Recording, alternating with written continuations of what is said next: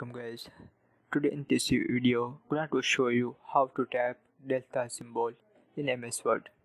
So guys, if you want to delta symbol tap in MS Word, so very easy. First I'll click on insert. After click on symbol, click on more symbol, tap character code 03B4.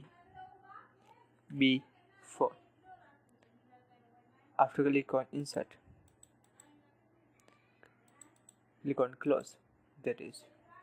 So guys, this is a very easy and simple method. If you want to tap this symbol delta, so first click on insert. After click on symbol, click on more symbol, tap character code 03B4. After click on insert, click on close. That is. So guys, this is very simple and easy method. Thank you for watching this video. Please subscribe my channel for latest update.